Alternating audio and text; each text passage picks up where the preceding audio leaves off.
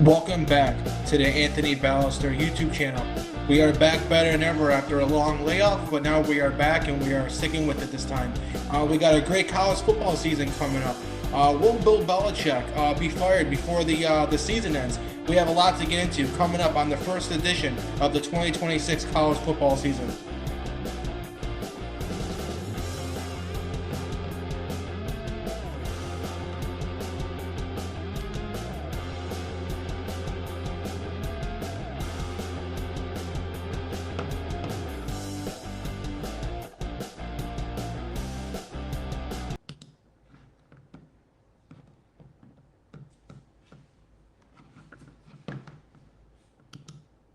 Welcome back. My name is Anthony. We are back with the next episode of our college football show. Make sure, though, before we get into all the huge topics, and we got a big show, make sure that you subscribe to the YouTube channel. We're going to be bringing a bunch of new episodes each and every week, and make sure you follow me across all social medias at Twitter at Balester555 and Instagram and TikTok at Anthony Balester. And the more subscribers we get, the more shows and episodes that we can bring. So make sure you definitely hit that subscribe button. Also, make sure to like and share this video with any friends or family that you may know that may also like college football. The more people we get to watch this show, the more people that we can help bring this to, the more episodes we can bring you like this. So definitely make sure to share with everybody you know. Well, let's get into it. It's the best time of the year. It's college football's coming up. We got week 0 coming up this weekend, and then after that, it's just going to be football nonstop. So if you're an NFL fan, college football fan, or like me, you like both, it's the best time of the year. It's practically Christmas for people like me and you. Let's get to the first topic. Let's not waste any time. First topic today is a trending thing that's in the news lately. NFL players coming back to college. Now, this is obviously a first time for this. This is something college basketball has had to deal with recently. Now, it's worked its way to college football. So the NCAA just made a new rule to where now the eligibility rules have changed. There's really going to be no more red shirts anymore. Basically, what it is going to be now is that every player can play 5 years now. So you don't have to play, a maximum of 4 games to get that red shirt year. Everybody can get a 5th year. But on the flip side, you can't be over the age of 23. So basically, if you come in as a 19-year-old freshman or 18-year-old freshman, you're able to play those 5 years. If you come in at 18, obviously your last year you'll be 22. But if you come in any later than that, 21, 22, obviously you're going to have less than 5 years. So basically what college football is essentially doing is it's eliminating the red shirt, just giving everybody 5 years, making that process a lot more, easier and simpler, while also not having these 24, 25, 26-year-old grown men playing against these 18 or 19-year-old kids. So it's kind of, even the playing field out, per se. And there's obviously a couple waivers they're going to have. Obviously, if you, do a Mormon mission or some sort of religious endeavors or a pregnancy or military, those players will be able to have an exception, and those players will be able to play much longer past the age of 23. But either way, now college is going to allow players to play 5 years, regardless of the red shirt or not. And then also you get to have players not over the age of 23. But what this has caused a huge issue for is players that are from the class of 2022. The players of the class of 22 don't get this rule. They don't get to benefit from having that extra 5th year.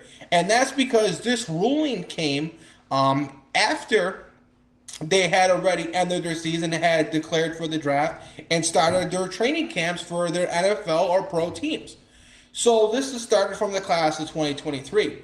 Now, it's caused a ripple effect because now it's kind of unfair because you got players who, had they known that they were going to be able to get a 5th year, they wouldn't have went to the NFL, particularly the guys who, went undrafted. We're not talking about the Drew Allers or players like that got drafted. We're talking about the undrafted players who are looking at being either cut after training camp or preseason or players that are looking at being on the practice squad. And practice squad players make decent money, but they definitely don't make the money that the NIL is being willing to give. So it's kind of unfair that, okay, if your class of 2023, you get that fifth year, but if your class of 2022 and you just want undrafted, you're about to get cut. You don't get an extra year of college, an extra year of development, an extra year of your education, and an extra year of NIL money. So it's caused this huge issue of what's fair and what's not fair. So you've had players like Daquan Wright and others who have, cleared waivers and decided that it's in their best interest, since they probably wouldn't make an NFL active 53-man roster, to go back to college for another year. But now it's caused a lot of teams to be upset about it. So now you've had conferences like the Big Ten and the SEC who have come out and said, no, we are not going to allow these players, even though Lane Kiffin, and I agree with Lane Kiffin, has signed a couple of these players, because it's kind of unfair. They didn't know about this, and they didn't get the benefit from this rule. Like, the players who are going to be just a high school class after them will get the benefit. So I agree with them that they should be able to come back. And, you got players like Trinidad Chambliss and others, Max Johnson, who are, 24, 25, 26 years old, coming back to college for another year, playing, 6-7 years of college. But yet you're going to hate on a guy who is only 23 years old, wanting to play a fifth year like everybody else is going to now moving forward. And we're talking about players who aren't going to be able to make an NFL team anyways, and who weren't drafted. So I believe that they should be allowed to play, and I feel like that they're just getting the raw end of the stick. And I guess that just happens when you do make changes in college football, just like you had the era of players who weren't able to make money and weren't able to sign autographs and make money off their name, image, and likeness rights. There has to be, a class that starts the new norm, and unfortunately there has to be a class that just misses out on that. So it's definitely unfortunate for the class of 2022, especially now that they've committed to some of these teams, and now the conferences are saying they're ineligible, and now you got NFL teams that are saying that the players that decided to go back to college are now ineligible to come back to their teams for a year. So essentially, they're going to lose on a year of either being in college or being on the practice squad. So I believe they've totally gotten screwed over, and I believe that they should just allow these guys to play. And I understand you're thinking, NFL players coming back to college, it's really not fair that they get to train with these NFL players and then get to come back to college. But it's a sticky situation, and it's much more complex than that. And it's not like these guys were 3-4 year veterans. These guys just had a couple weeks of practice with these teams. I think that they should be allowed. It's not like they got a full season under their belt or anything like that. And I understand you got the bonuses that some of these guys didn't make in the NFL, but allow them to just pay it back through the NIL money and let them continue to play. But it seems like the players who try to do the right thing and go back to college like they rightfully should have are going to end up, getting the raw end of the stick. But I know I'm in the minority of this. A lot of people are against this and believe that they shouldn't be allowed to play. But I'm with Lane Kiffin. I believe that these players shouldn't be punished, and I think that there's a lot more other stuff and a lot more other players taking a bigger advantage of eligibility. But after this year, it's all going to be fixed. No more guys over the age of 23. Every class of this starting with 2023 class will be able to get that fifth year of eligibility if they want so. So, unfortunately, it's just the class of 2022 that's got to deal with this, and moving forward, this really won't be, an issue anymore. Now, quickly, since we're going to be getting into the 2026 season, we got to talk about the fact of another thing that's become a norm in college football is the Conference Realignment. So, there was a couple, more than a couple, I should say, teams that have changed conferences and moved from one conference to the next. Finally, we got the Pac-12 back, a conference that used to be one of the Power 5 conferences, but then was absolutely gutted by the other Power 4 conferences and took all their top teams like Oregon and USC and UCLA and Washington going off to the Big Ten and the other schools, leaving just Oregon State and Washington State in their conference. So there were a conference with just two, and after going from the Pac-12 to now the Pac-2, they're finally an actual conference with a minimum team requirement. So we'll finally get a Pac-12 championship. And, you can kind of call them the Pac-8 now because now they have 8 teams. And they were able to get some of the really good group of 5 teams out there. So now we have our group of 6. This is still, no longer a power conference. So you still only have now the Power 4 conferences, but now you got 6 group of 6 conferences that aren't going to be as good as the Power 4, but still good in their own right. And I think the Pac-12 may be the best of the group of 6 conferences, and they probably are the 5th best conference in college football. So most notably, they're getting Boise State, who we know has always been competitive and has made the college football playoffs. Fresno State's joining them. You got San Diego State, you got Colorado State, Utah State, and Texas State joining Oregon State and Washington State. I think that makes a really compelling conference, and I really think that's going to be and compete for probably the best conference outside of the Power 4. So I'm really glad that we now are back to 10 conference championship games, and just makes college football more exciting when you got the Pac-12, and finally Oregon State and Washington State now has something to play for. Something else that would choose with conference realignment, we got FCS powerhouse North Dakota State finally joining the FBS, and they're going to the Mountain West because so many teams had to leave their own conferences to make the Pac-12 an eligible conference with a minimum of 8 teams. Some other conferences lost teams, so they had to even out their conferences as well. So North Dakota State goes and joins the Mountain West, which the Mountain West did lose some teams to the Pac-12, and they were a powerhouse in the FCS. They were kind of like the Alabama of that, and this is kind of like the Tier 2 of Division I college football, but they did not play like an FCS team. They were able to compete with some of these, lower tier or even high tier group of 6 conference teams. So now we get to see what North Dakota State can do in the FBS. I think they're going to have great success in the Mountain West. I'm glad that they removed that rule to where when you move up a division that you have to spend 2 to 3 seasons ineligible for conference championships and playoffs. I'm glad they got rid of that because I really think North Dakota State has a great chance to compete and win the Mountain West and potentially in the future maybe represent a group of 6 in the college football playoffs. I can't wait to see that. I think they're going to do great things. Sacramento State, maybe not as accomplished as North Dakota State, but definitely one of the best FCS teams. They're moving up to the FBS. They're joining the MAC. And then obviously we had some other minor realignment just to even out the conferences throughout the group of 6. So it's going to be exciting to see how those teams do it. And, we're used to every year some sort of conference realignment. Now we have the preseason AP top 25. Honestly, this is probably the least meaningful poll all season. The polls honestly really don't matter until we get to the college football playoffs. And most people say even those don't really matter until the final one comes out when we really get to see who's going to make the college football playoffs. But some things that I thought was noteworthy from that, and like I said, too many unknowns. We don't know who's going to be a great team. We could guess and, be right with some of these teams. We know Ohio State, Indiana, and Texas would be able to compete, but really for the most part, we don't know who's going to be able to compete and what these teams are. It's hard enough to predict NFL teams each and every year, and it's even harder to predict college football because these are 18 to 23-year-old kids, and any moment one of these kids can break out, so you never truly know. But some noteworthy things, Ohio State was number 1.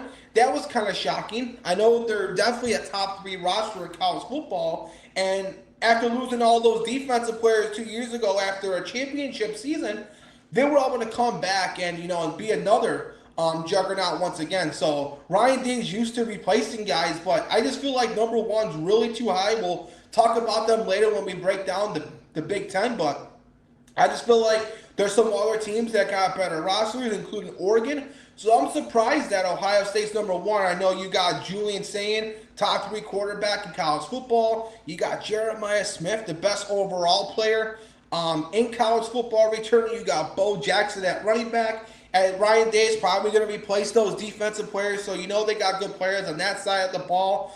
You got Kennedy Jackson coming back at edge rusher. So They do got some good players, but I just feel like number one, I think it's a little too high by a few spots. Texas being number five, I think it's a little too low. They brought back pretty much most of their top players from a season ago, and then you look at all the players that they've added in the transfer portal with Cam Coleman and the running backs they brought in. I think Arch Manning ended the season on a hot note last year, so you can get a much more improved, experienced Arch Manning. But I think Texas is a little too low. I would have liked to have seen them in the top three, top four. I think five is a few spots too low, just like I think number one for Ohio State's a few spots too high. Not saying I would switch them by any means, but I do think Texas should be a little higher and Ohio State should be a little lower. Both of them will play each other, so we'll get to see how this shakes out. Hopefully Texas can get the rematch and get that revenge that they desperately want and desperately need. And we shall see how this plays out. But both of them got a gauntlet of a schedule, so we'll see how that plays out for them. I think what this top 25 preseason also shows us is the differences between the Big Ten Conference and the SEC Conference. I think it goes to show us that the Big Ten is definitely stronger at the top with Ohio State, Oregon, and Indiana. But I think the SEC is the much deeper conference. People keep saying the SEC is dead. Now, maybe in terms of winning championship after championship, it was some crazy run, like 7 or 10 straight championships that the SEC did win. So I don't think the SEC could compete with the Big Ten right now at the top. I mean, any given Saturday, any of these teams could win. I'm not saying they can't compete with them. But I think right now the Big Ten has the best teams at top. With Ohio State, Oregon, Indiana.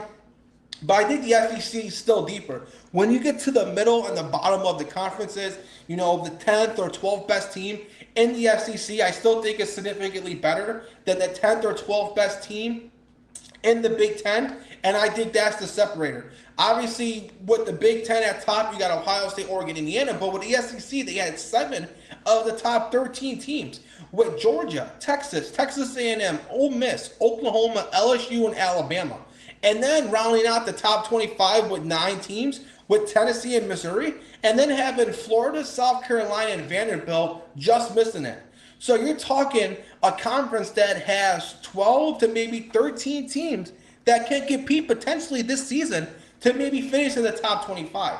Now, they're going to beat up on each other, so they're not all going to finish in the top 25. You're probably going to have about 8 or 9, but you got 12 to 13 teams that have top 25 potential. And, the Big Ten may have about 9 or 10 of those. I would say 10. But I think the SEC is definitely a much deeper conference, and I definitely think that's why they're still the best conference, because the middle and the bottom is much stronger. Last thing I want to say about this top 25 is Clemson. Not making the top 25. Clemson is obviously still not the Clemson that we know of with the Trevor Lawrences and the Deshaun Watson era, but I think Clemson is still a top 25 team. Yes, losing Cade Klubnik, TJ Parker, and Peter Woods, they're probably not going to be as good as they were a year ago, and last year was a struggle. But I think because of the pressure and not having as much high expectations as they did last year, where they were one of the favorites to win it all last year, now this year no one's expecting anything. I think that they're going to do much better, even with a roster that may not be slightly as good as they were last year. They won't have, the high expectations with them. They are going to have a new quarterback this year. They still haven't named one. I think Christopher Wiesner is going to end up being the starter. But I think Clemson still, maybe not the old Clemson, but they're still a top 25 team in the country. And I think they will finish as the top 20, top 25 team in college football. So now we're going to get to our conference previews. Obviously, we're going to start with what I think is the best conference in college football, and that's the SEC. So the Lane Kiffin era now begins at LSU. He's obviously bringing in a bunch of transfers. He's got his quarterback, Sam Levitt. He's got his offensive tackle, one of the best in college football, and Jordan Seaton. They got Watkins and others at wide receiver. You got Ross and others at defensive and pass rush. They had a great recruiting class. They have so many great players returning from a year ago that I think Lane Kiffin's going to do better than expected. I think they're actually going to make the playoffs. A lot of people think they're a year away. I just think Lane Kiffin's too good of a coach. I think this team is just, if not more talented than the Ole Miss team that he took to the playoffs last year. And I know he's going to be the one being hunted, and everyone's going to want to get at Lane Kiffin, and everyone's going to want to beat LSU. But I think LSU's too good, and I think Lane Kiffin's too good of a coach. I think they're a few years away from competing for an actual championship and going on a deep playoff run. But I definitely see this team being good enough and Lane Kiffin being a good enough coach that gets this team to the playoffs in year one. We got Arch Manning head into his second year as a starting quarterback, his fourth year overall. I think, as I stated before, I think he's going to be much better with having all those starts last year and those growing pains. There was so much expectation on a guy like Arch Manning that it didn't matter what he did, unless if he went undefeated and won the Heisman. People were going to say that he was overhyped. But if you look at the way he ended the season, you could see the growth in him. He got more better as a passer. He still got insane athleticism. So I think he's going to compete for the Heisman. I think he's going to be one of the best players in the country. And then you look at the recruiting class with Cam Coleman, who could be the second or third best receiver in college football, just never had any help or quarterback at Auburn. Now we get to see what he's going to do. You look at the running backs they're bringing in with Hollywood Smothers and Larique Brown. Brown and Smothers were both first team all-conference players. And now they're going to be on the same team. And then you got Colin Simmons, one of the top edge rushers in the country. We've known him for quite some time. He'll probably be a top 5 pick in the NFL draft. They got a deep defensive line. I like their secondary, even though they're still a little bit of an unknown with some new faces. But I really like their secondary. So I think Texas is going to be a much improved team. And I can see them, making the playoffs and going on a deep run as well. Some other things I want to talk about in the SEC. We got John Mateer, who's finally healthy. We saw what he was. He was one of the best quarterbacks in college football last year before he got hurt. Now he's fully healthy. He's got his top receiver back, Santega, who I think is an unbelievable guy. He's got a great catch radius. He really knows how to win those 50-50 matchups. They got to get better help at running back and offensive line, and I do think they'll get that. They'll still have a top-tier defense. They had so many young guys that are going to be coming in and replacing the guys that they lost in the NFL draft. So I think Oklahoma could be a good team, but man, their schedule is so tough, and not every one of these great SEC teams can make it. So one team's got to be on the outside looking in, and I'll get to what team that's going to be in just a few seconds. And then we got some new quarterbacks. We got Fajon Brandon, who I thought was a top quarterback coming out of high school. I know some people like Diabell, who's going to Texas. Some people like Jared Curtis. I was always a Fajon Brandon type guy, and I think he's just as talented, if not more talented, those guys. And he's born in 2008, where those other guys are 2006, 2007. And I think he's a better quarterback, even being the slightly younger guy. And maybe I ended up being right. We won't know about Diabell for maybe a year or two because he's behind Arch Manning, but Jared Curtis wasn't able to win the starting job in Vanderbilt. And you got Faison Brandon, who's younger, and he's already the starting quarterback for Tennessee. And we know what Josh Heupel does with every quarterback he has on his team. So I really like what he's got there. I think Faison Brandon, he's going to have some growing pains, but I think in a year or two, he'll be one of the best quarterbacks in the country. We also got Keelan Russell, the new quarterback for my Alabama Crimson Tide. Another guy who I thought was, probably the second best quarterback in high school football, and a really stacked quarterback class coming out, where you had the Cal quarterback. You obviously had Bryce Underwood, Malik Washington, and Keelan Russell was the guy who won the National Player of the Year his senior year in high school. So I think he's got a lot of potential. He beat out Austin Mack. And I think he's the type of guy that could get Alabama to the championship. I feel like he's a year away from doing that. But, man, watch how good he plays. He's unbelievable, and he's such a good playmaker.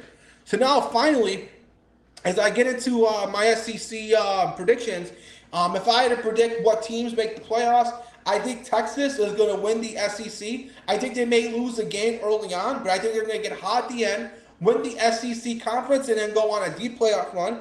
Obviously, I think Georgia's going to be in the playoffs. They're a juggernaut. You got Gunnar Stockton coming back. So, they're always going to have a good defense and a good running game. They got a really good but young but really good and talented offensive line. They just got to get some receivers to break out. We're hearing some whispers in the training camps and in camp. Maybe some of these young guys can break out. But Gunnar Stockton coming back for another year, who was one of the better SEC quarterbacks who is kind of a dual threat. I think he gives, Georgia, who's also got a stacked defense as always with KJ Bolden and those guys. I think Georgia is going to be an unbelievable team. You got Texas A&M, who had a really good transfer portal. They got a couple of good recruits coming in. You got Marcel Reed, who looked like a Heisman Trophy candidate at the beginning of the season, and then really plummeted in the second half of the season. I think this year he's more consistent. I think he plays a full season at that level, and I can see good football from Marcel Reed. So I think Texas A&M makes the playoffs. I already said I think LSU. I think LSU is going to make the playoffs. I think Lane Kiffin and that transfer portal and those teams are just way too good. Then I think obviously Ole Miss with Trinidad Chandler, who I think is the best returning quarterback in college football. They still have a really good defense with Will Eccles at defensive tackle. They got a lot of good receivers and speed receivers like Deuce Alexander. They got probably the first and second best running back in college football in Kaiwan Lacey, who's going to end up being probably a first-round pick, maybe even top 10 pick in the NFL draft.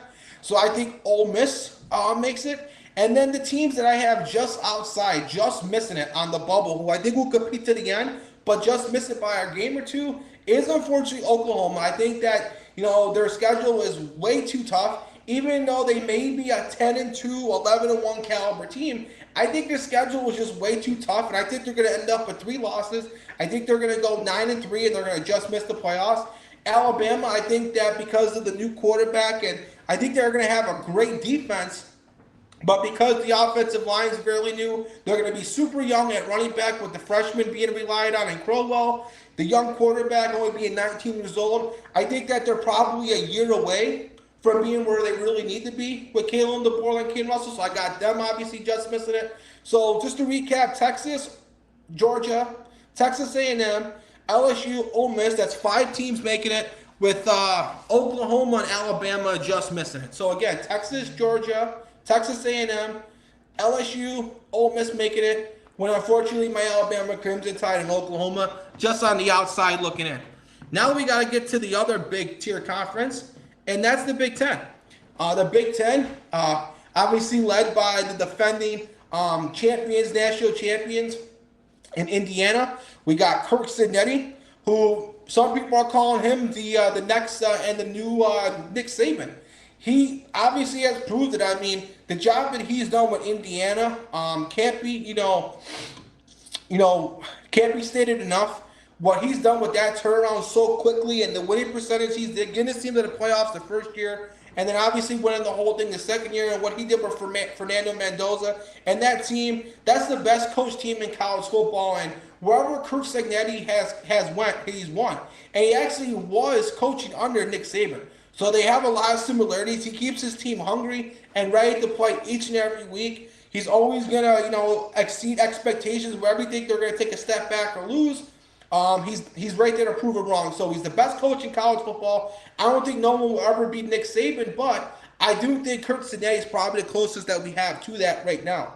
Now let's talk about their roster itself in 2026. They're replacing Fernando Mendoza, the Heisman Trophy winner, with Josh Hoover. I think Josh Hoover is a real talented quarterback, and we know Kirk Cincinnati has gotten the best out of every quarterback. Every quarterback that comes to him, like Rourke, the year before Mendoza, they obviously max out their potential. I think Hoover, who was already one of the better quarterbacks in the Big 12, is now going to probably become one of the best quarterbacks in all of college football. I don't think he's a Mendoza, but I definitely think he could get this guy to be a day 2, maybe early day 3 pick in the NFL draft and be a guy who they can win 10, 11 games with and be a potential top 10 quarterback in college football. So I don't think Indiana will win the championship again, but I do think that they'll be right in the thick of it all the way through.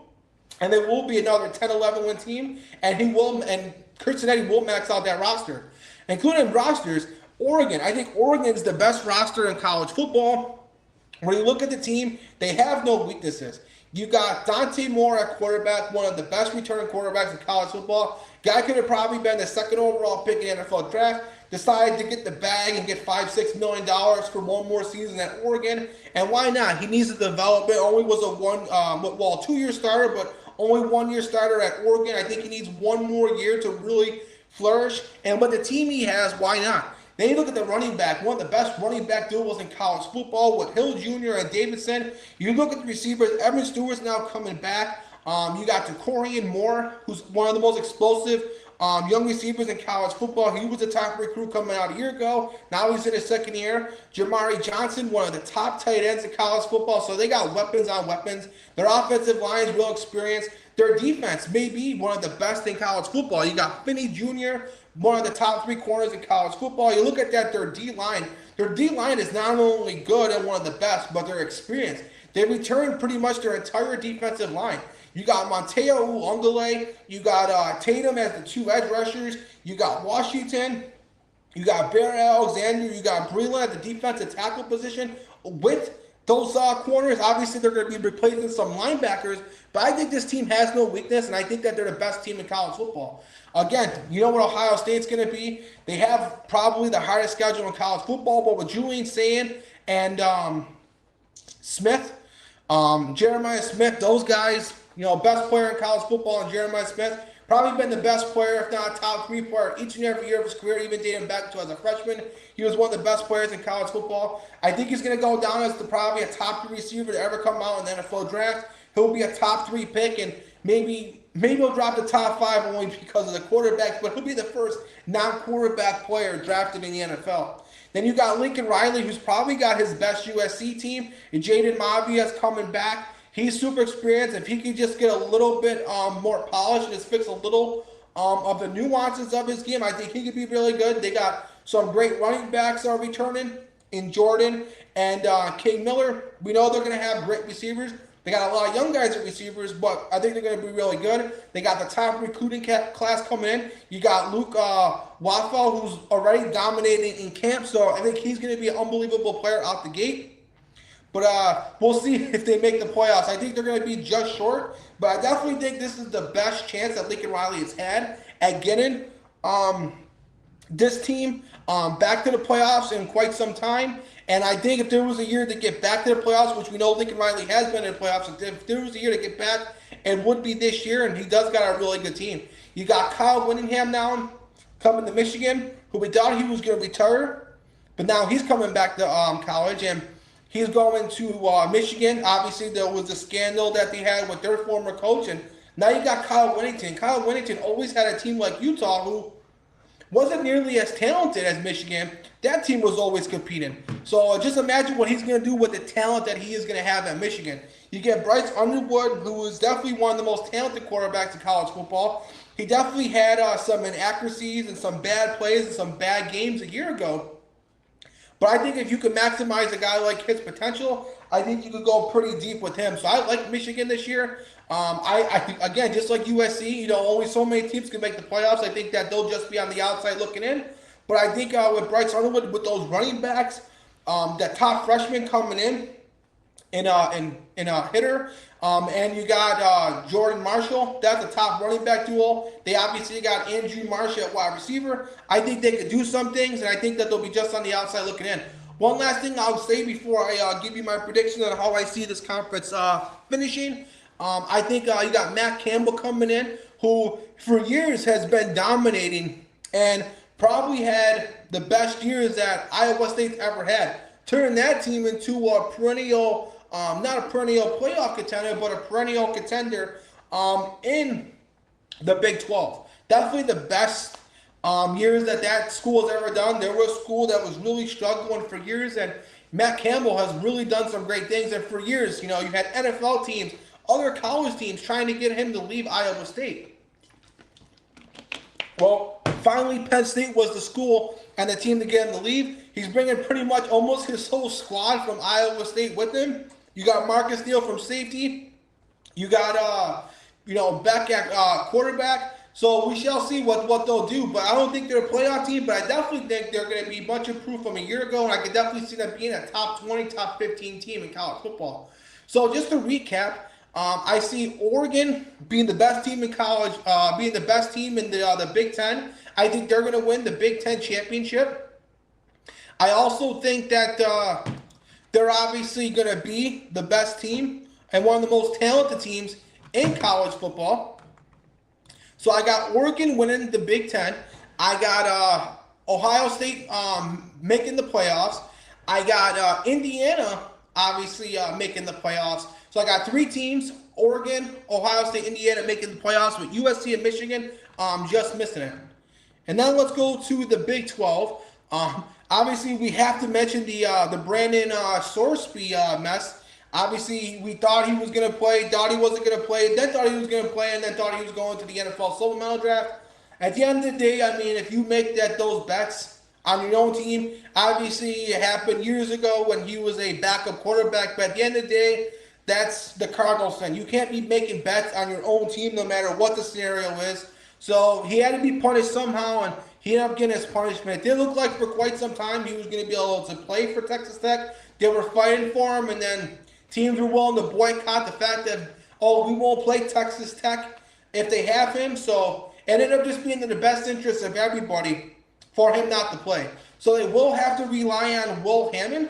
And I think Will Hammond's a guy who's been in the organization and been on the team for quite some time. And I think that they could win some games with him. We saw when he came in last year when Morton got hurt, and I think he played pretty good. So I think that they'll still be the best team in the Big 12. They're doing what they did last year, going through the transfer portal and getting all these great players. They got probably one of the best transfer portals in college football, getting all kinds of NFL defensive linemen. They also returned their best defensive tackle in Holmes. And Joey McGuire has been one of the best coaches in college football. You got Deion Sanders heading into another year at Colorado. I think their team still, their team talent-wise will never be able to recruit or be a playoff probably caliber team. The best years are probably when you had a great player like a Shedeur Sanders and a Travis Hunter. But I definitely think this team will be improved from last year. I think we could get them to bowl eligible and get them to a 6 to 7 win team. Partly in due because they have a talented quarterback again in Juju Lewis. I think Juju Lewis is almost and maybe not even more talented than what Shedeur Sanders. I think he's obviously really young. He only played 3 years of high school and reclassified and went to college a year early. He's only a 19-year-old redshirt freshman. But I think Juju Lewis has all the potential in the world to, in a year or two, he could be better than Shedeur Sanders. He's super athletic. Yeah, he's a little on the small side, but in college football, that could work. And I think you let him have some growing pains this year. I think in a year or two, Colorado could be back, competing at least to be one of the top teams in the Big 12. I definitely don't think Deion Sanders has any sort of worries about his job. Colorado was a team that was winning 1 to 4 games each and every year. So now having Deion Sanders, you get eyeballs on the team. He's making money for the university. And I think that, he's made them relevant and put them on the map, whether they're winning Big 12 championships or not. And I think in a couple years when Juju Lewis really maxes out, I think that he could be back competing for the Big 12 championship. So what I think is going to happen is I think in the Big 12, I think we're going to get one playoff team. Texas Tech's going to win the Big 12. I think that they're going to go to the playoffs, and I think BYU is going to just miss out. They do have a good team. You got Bear Buckmeyer, one of the best quarterbacks in the conference, and was one of the top freshmen last year. I think he's got NFL potential. LJ Martin could be an All-American. You do have a great defense. Obviously, Sataki is a top-tier head coach. He's always got this team playing great defense, great offensive line. He's always maxed out the team's potential. But I do think, again, only 12 teams can make it, and one of them has to be a group of 6 teams. So only 11 of these power conference teams can make it. And I'm going to say Texas Tech makes it, and I'm going to say BYU is on the outside looking in. Now we have to preview the last power conference, and because they're not in a power conference, we're going to include Notre Dame in this one. So we got the ACC and Notre Dame preview. I think this is the best Marcus Freeman Notre Dame team in years. They have the type of talent to win it all. This is more talented than any team Brian Kelly's ever had. I think it's potentially in the conversation for the best defense. Definitely, most certainly, the best secondary, led by Leonard Moore, who's a generational cornerback. I think he's, in the likes of a Derek Stingley Jr., a Patrick Peterson, a guy who has just been lights out, shut down corner every year of his college career. And he's going to go right to the NFL, be a top 3, top 5 pick, and be an all-pro within a year or two. He's unbelievable. Then you got C.J. Carr, who started off the season last year a little slow, and then got really hot. You can see the potential he has. He's going to be one of the best quarterbacks. They do have a really good offensive line. Like I said, they have a great defense. They do got to replace Jeremiah Love, but I think with the receivers that they do have, They're much healthier. The guys who were hurt last year are now back healthier. They got some guys in the transfer portal. They got guys like Greenhouse. They got guys like Faison. They're stacked at that position. So I think now their offense is going to be even better, and they're not going to rely so much on the run. Obviously, after losing your two running backs that went in the first round in Love and Price, I think they'll still have good running back play. I think Aeneas Williams will still be good, especially behind that great offensive line. But I think this will be more of a passing team. I think they have an easier schedule, which will obviously help them. And I think that it can help them but hurt them in the sense that they don't have much room for error. They can't drop 2 games. This is not a team that, because of their schedule and because they don't have a chance for a conference championship because they're an independent, they can't go 10-2. They have to go 11-1 to make the playoffs. But I think this team's too talented, and I think they're going to go undefeated in the regular season and make a deep playoff run. You got Clemson. Like I said, pressure is on Dabo Swinney. I don't think he's going to lose his job, because I do think that they're going to rebound. I think he's going to get this team to around 8-4, maybe not 9-3. But obviously, I don't see them making the playoffs. They have great receivers. I really like their receivers in Wesco and T.J. Moore. Obviously, Clemson, they got a good secondary and a good defense with Hampton at corner, but we shall see what they're going to get out of their quarterback position and what they're going to get out of their running back position. They have a real young guy trying to replace, actually 2 young guys trying to replace both those positions. So we shall see. But we got to talk about the best team in the ACC, and that's Miami. They went all the way to the national championship last year, and they're stacked again. They returned some of their best defensive linemen in Moulton and Scott. Tony, man, that guy really came on the scene. He reclassified, came in, started out the season at 17, turned 18 during the season. Malachi Tony is unbelievable. I would say right now he's the second best receiver in college football. I think if he was a junior, he'd probably be going top 5 in mock drafts, but it's okay. He'll be the top receiver in the draft after Jeremiah Smith and go top 3, top 5. He's so explosive. He's such a huge competitor. He's such a hard worker. He's one of the best players in college football. You bring in Darian Mensah and Damian Wilson to replace some of those guys. I think Darian Mensah, even though Carson Beck ended up being a really good college quarterback, and he's showing some good things in the preseason, I think Darian Mensah is a much more talented and an upgrade over him. Mensah is a guy who, if he just takes one more step forward, you're looking at a future franchise first round, maybe even top 10 NFL draft pick. And a lot of mock drafts do have him going there. That's why they paid so much money. That's why he's the highest paid player in NIL.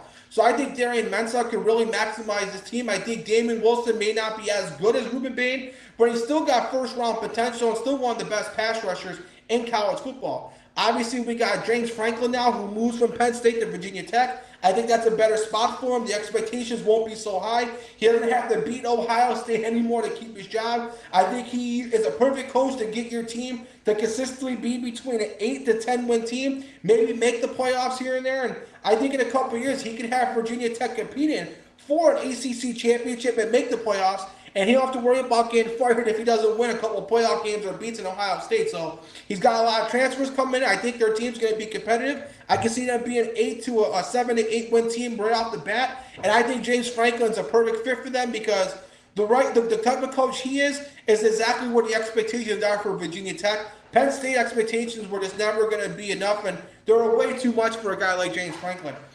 We have the pressure on Bill Belichick, who was absolutely dumpster fire at North Carolina.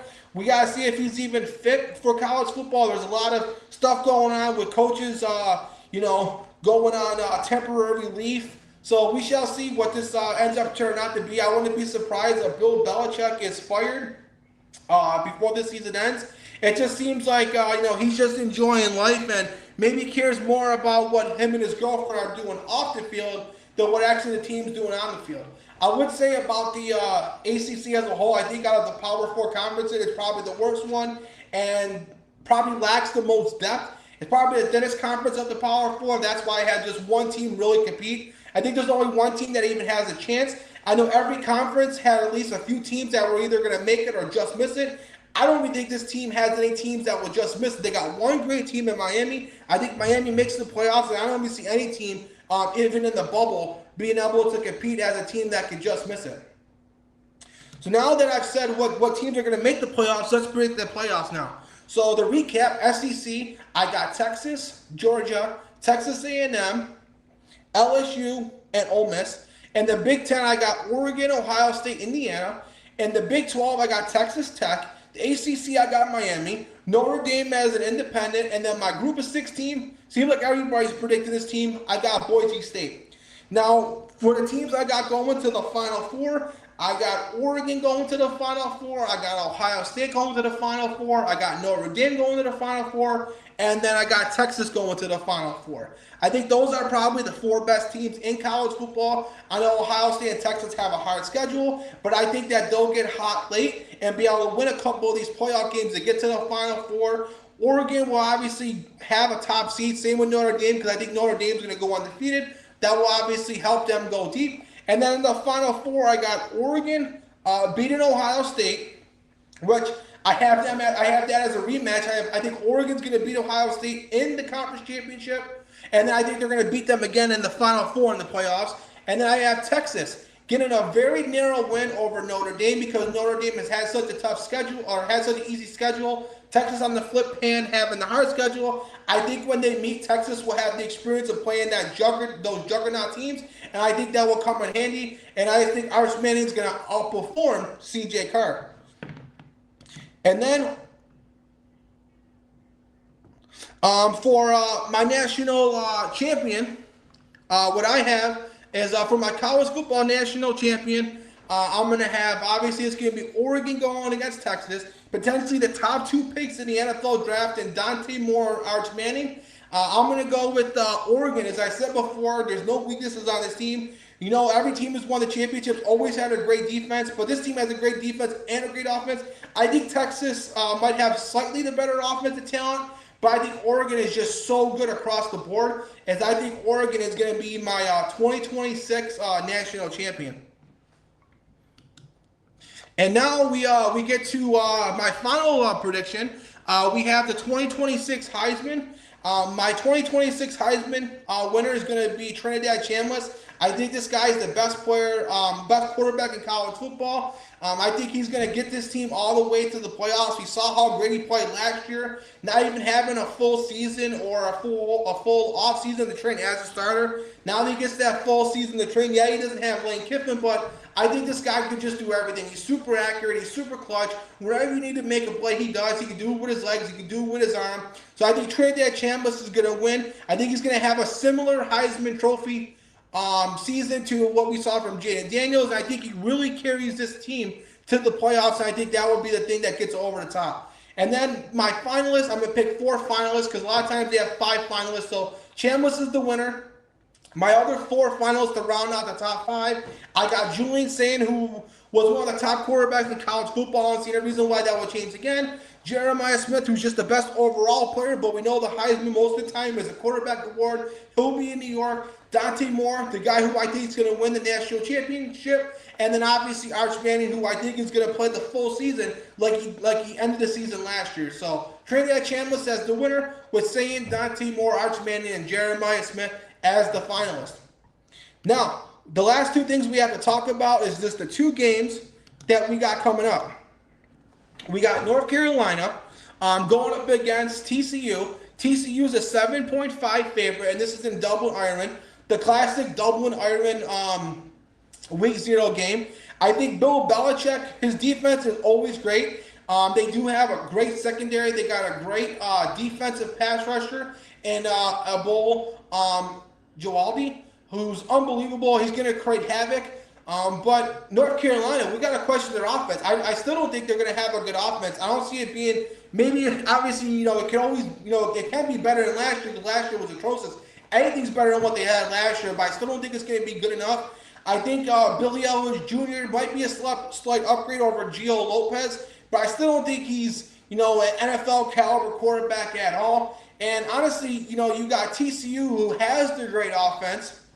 You know, they got Jaden Craig coming in from Harvard, who was one of the top, you know, quarterbacks in the FCS. They got great wide receivers. So you got North Carolina's great defense against TCU's great offense. So the difference is going to be is TCU's defense versus North Carolina's offense. And I definitely, at this point, have to trust TCU's defense more than North Carolina's offense. Still think North Carolina is going to be one of the worst offenses in college football. So I'm going to take TCU's defense. I'm going to trust them more. You got Jamal Johnson at safety. You got Deal at defensive line. Those are two of the best players in the conference. So I'm going to go with TCU to cover. But I think it's obviously going to be much closer. It's not going to be a 2, 3, 4 score blowout like it was a year ago. But I do think that TCU wins. I do think that they cover. Then, in our last topic, for the last game, we got NC State at Virginia. Virginia is a 5.5-point favorite. And I think this is going to be a really exciting game. We got two good quarterbacks. You got C.J. Bailey, who I think is, 6'6", can run, can throw, has a great arm. He's got to fix his throwing motion a little bit, but I think he's got potential of being an NFL quarterback. I think he could do some really, really good things in this league. And I would like to see him come back to college one more year after this year. He's still very young. He's only 20 years old. But this team has a deep receiving core. You got, on Virginia's side, you got Prbula, who's one of the best dual-threat quarterbacks. You saw what he did with Missouri before he got hurt. And then Virginia, they just have one of the best and most experienced offensive line, and they can really wear it on you. And I'm not sure that NC State has the defensive line to create any sort of pressure against this great offensive line. Obviously, with Virginia, you got to question their weapons. They're replacing a lot of guys on that side of the ball and at running back. So there's going to be some new guys that need to step up. NC State, there's going to be some new guys on defense. So we're going to have to see how those defenses stack up. So that's going to be the question. Virginia's weapons versus NC State's defense. I think I think it's going to be a shootout because I think C.J. Bailey and those receivers are going to score a lot of points. And I think that Virginia's offensive line and running game with Prbula's dual threat ability, it's going to wear it on them, but I'm going to go with Virginia to cover. I just think that their offensive line is too much. C.J. Bailey is going to do everything he can to make this game competitive, but I just think it's going to be too much. So that's going to do it for the first episode back. We'll be back next week to obviously recap Week 0 college football. We're going to preview, obviously, the big Week 1 in college football next week. We're obviously going to be starting NFL next week as well. Next week, make sure to tune in for the NFL preview video. We'll be breaking down and previewing the entire season for that. So you definitely don't want to miss it. We're going to be doing NFL and college football each and every week going forward. So definitely make sure. Also make sure that if you're watching this video, subscribe to the YouTube channel. The more subscribers we get, the more videos we can do like this. Make sure to like and share this video to anybody you may know. But other than that, thank you so much for staying tuned, and I can't wait for college football. It's going to be a great week, and I hope you all enjoy it.